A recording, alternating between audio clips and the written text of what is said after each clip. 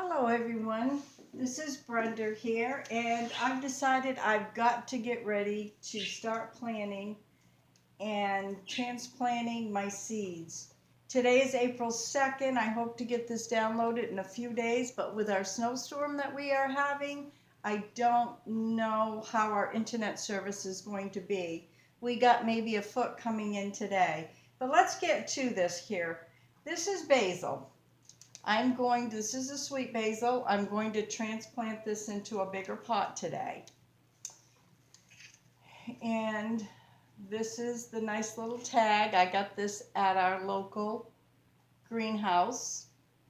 And I bought it about a month ago because my basil, I've used up that I dried, and I do grow my basil in the garden. And here's a starter plant that I started. And I started this on 2/15 of this year. And I'm going to transplant them into these 6-packs. And I'm going to bring this up close. I have never heard of these before, but Mr. Ray got them at the farm store. And they're called, these are cow pots made from composted cow manure. Yes, folks, composted cow manure, so that will all be good for the soil. So that's going right in here. And I'm going to break this apart. I'm going to take this out, and we're going to start right in here. Yeah, come on. Here we go right here. And I'm just going to take this, because I'm going to keep the soil that I can reuse. Some of this soil. There's a little one right here. We're going to stick this right in. Back in, I'm not sure of the date. I'm terrible in remembering dates. But we had a greenhouse business, and we sold plants and herbs and perennials. I would say it was back in 2015, 2003 or 4. I forget. I was in a bad auto accident and got head injury, and sometimes my short-term memory isn't so good. I have a hard time remembering things. So you will see I used a lot of post notes or just things to help me remember. And not only that, we have animals, Bubba the cat and Pumpkin the dog, and they require a lot of my attention. See, I'm just pulling it apart and just sticking it in. But back to the greenhouse business. It was a great business. We did very well for several years until the oil prices went up. And when the oil prices went up, see how they clump together? So when the oil prices went up, that was it for us. We just couldn't afford to pay the price, because here in Maine, you start your stuff in February, and it's just like taking $1 and throwing it in the air, because it's cold, it's windy. Yes, you do get some good sun during the day, but what about these nights that get 0 or below? You know? Got to keep those plants happy and warm. So we decided to step out of the greenhouse business. Our greenhouse was roughly 18 by 100. We took it down. Ray built it himself with a little bit of my help. We got this one done here, all ready to go. And we have a sawmill, so Ray cut all the logs off our property, all the trees, twitched them out, did everything, put it through the plane, put it through the wood sawmill, then through the planer and all that stuff. And it was really a nice really greenhouse. But we took it down after several years, and we put an outdoor furnace in its place, an outdoor boiler. So we decided after that we were going to start selling vegetables and the produce. And yeah, put a little bit of this soil right on top after. And that's worked out very well for us. I also got, in doing with the produce, I got my baker's license. And here in the state of Maine, it can be pretty hard to get a license because they come in and they inspect your kitchen, and which is good. I want them to do that. It keeps a lot of people that aren't so clean out from doing things, or just don't care and try to sell a product that isn't a good product. So they can come in your kitchen and check whenever, and that's okay with me. But I kind of like that. I was very busy. I'm really known for my biscuits. I make awesome biscuits, and I'll be got a couple left, and I will put them in soil and put them back. I'll find a little pot. No, maybe I'll use this and just separate them, put them in there. And now what I'll do is I'll go like this. Try to fill in the time here as we're chatting, and I'm doing this.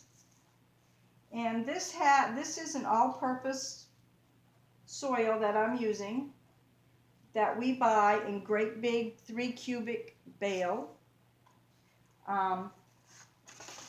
We usually buy by the pallet, but I still have some left, so I probably won't be doing that anymore, as I am semi-retired now. I had a knee replacement done last September, and it hasn't been good to me. I was hoping it would be, but it's been really giving me some problems. I'm in hopes that I will be able to do well this year in the garden. We did talk about downsizing the garden. I'm not sure what's going to happen there. And I will be selling some along with my baked products. And I also do make homemade soap. And I will be selling that as well. And I make all sorts of things. I make aprons and dishcloths and pot holders and all that good stuff. All right, so we have these done. Again, they're made from composted cow manure. Who would think? All the things you can do with cow manure is awesome. And this is this is awesome. This is really good. So I have a little watering can here, but I wet the soil down before I put them in, but I'll just give them a little drink, just so they'll be happy. But here's the soil here that I use. I can't tell you the mixture right now, I forget. I'm sorry, it's just a Pro Mix all-purpose potting soil. I know it's got Pedialyte in, I can't remember the names. I'm sorry. Again, it's from this injury. I forget things. But it's a real good soil, and we've always used it. I'll have to make sure I write that down on my next one, so you all will know exactly what it is. I'll have to ask Mr. Ray. He works at a farm store, so. Okay. Now, what I like to do is when we get the bales of soil, it comes in very dry, and they recommend that you water the soil, because if not, it's real dusty, and it just kind of, it just gets in you, and you breathe it in, and that's not good for you. There you go. I really wasn't sure if I wanted to put all this into the pot, but I think I will, and then by the time it establishes, I'm going to start cutting. You can see I got some good growth right here. I'm going to start cutting the tops and drying it, and or dehydrate, probably drying it. It's not enough to start the dehydrator up, so I'll just put it in there, and I'll just probably hang it, and then I'll just crush it up, because there's enough there, and by the time it establishes really well, it'll be time to put in the garden. So I'll put this little tag here. I'll put it on the outside. And just to let you know, it says on the back, it says large leaves with spicy clove fragrance flavored. Perfect for pesto, which I also make pesto. Great in sauces, salad, meat dishes. White flowers are attractive to the herb garden, but are usually pinched off as buds form to promote high quality leaves for cooking.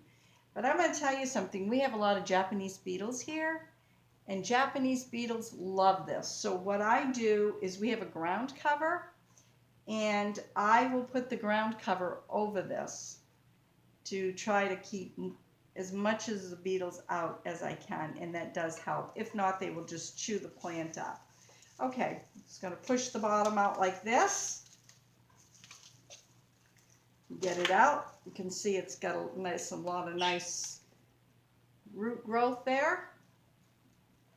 I'm not sure if I just want to stick it in like this or if I want to break it up. I'll break it up.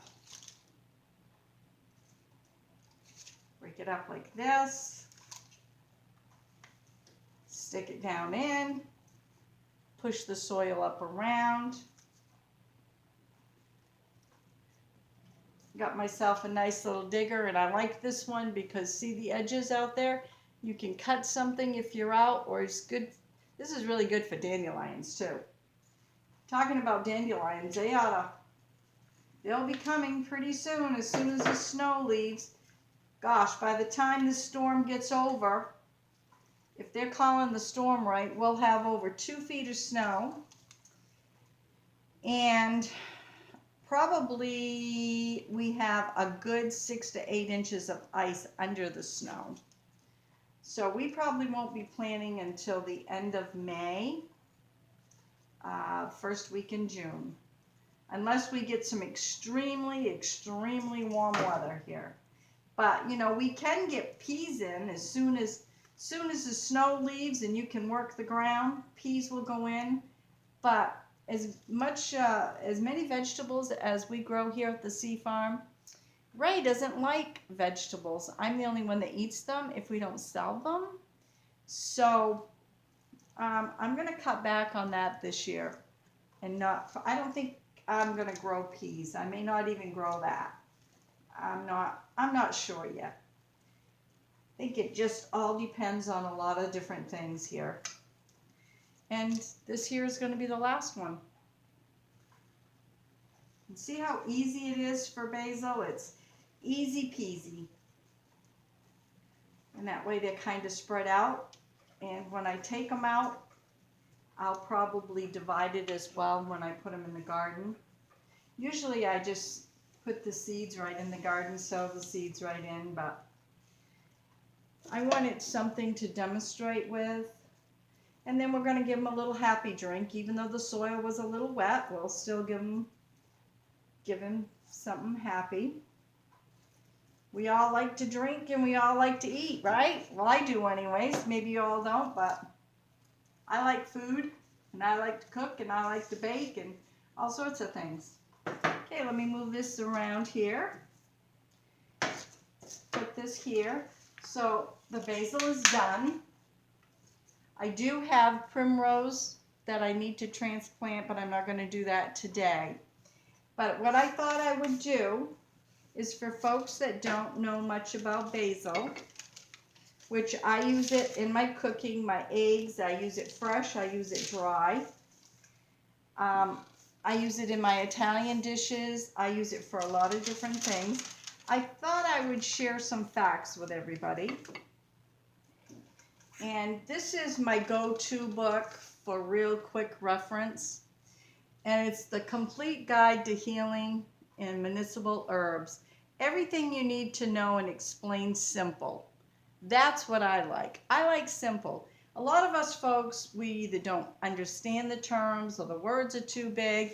We have something simple, we're more likely to pick it up and read it. And it's by Wendy Vincent. So as you can see, I have bookmarks in here because I do go to it often. And again, like I said, I do bookmark things. Let me get to the page here.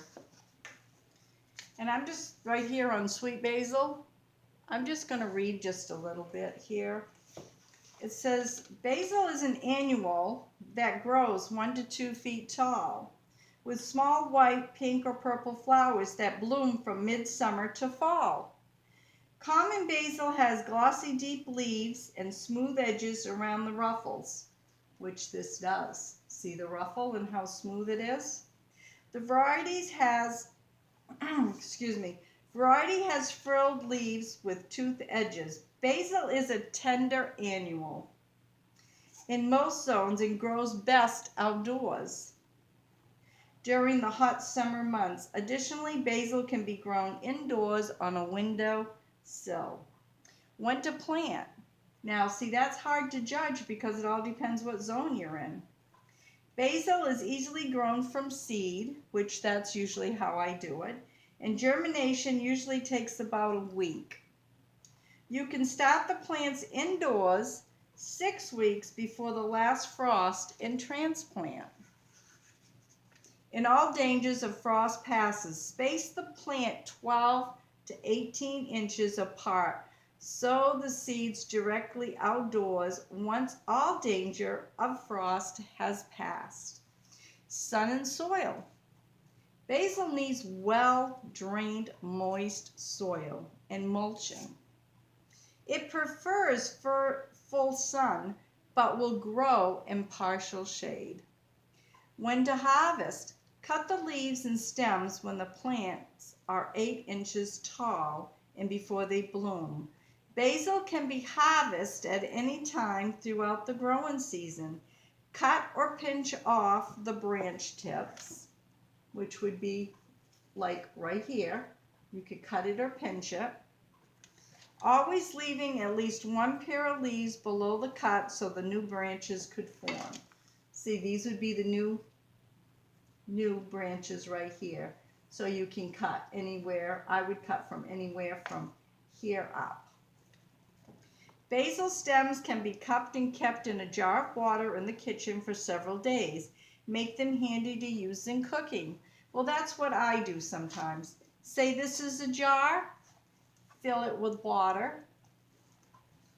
Just cut your basil, stick it in the water, set it on your shelf.